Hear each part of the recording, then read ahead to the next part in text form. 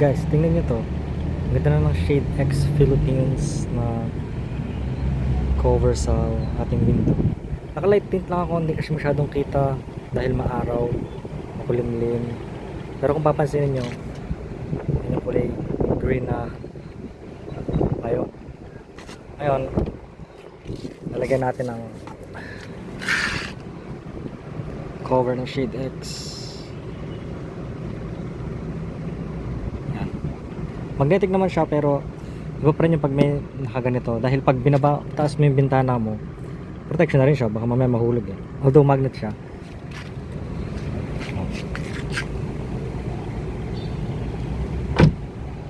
Hindi nakita. Hindi nakita. Ganito na yung cutoff niya.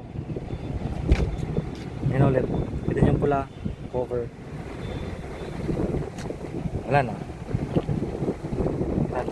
Naka-light tint lang ako. Hindi ko siya advisable sa dark tint dahil masyado na siyang madilim. Lalo na pag gabi. Sobrang kawawa pag gabi yung driver tsaka passenger na rin.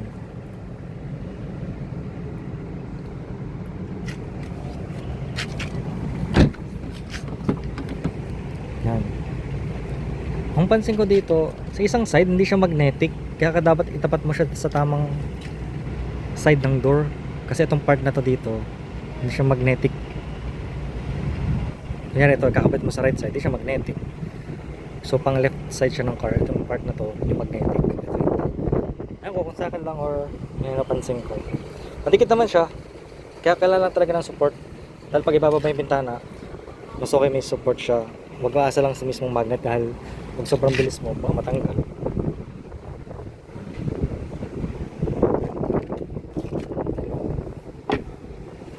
Natin ha, yung pink na payong, tapos yung unan. Medyo kita. Pink na payong. Ganyan lang naman siya. Pag wala nga itong support dito, diretso yun. Dito kapit na siya.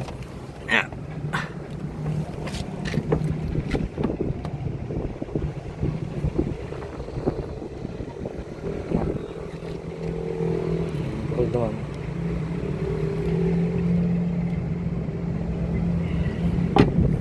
Yung tint ng kotse na to, light lang to eh. Kaya pag malayo ka tapos hindi siya maaraw, makulimlim, sobrang kitang-kita yung loob.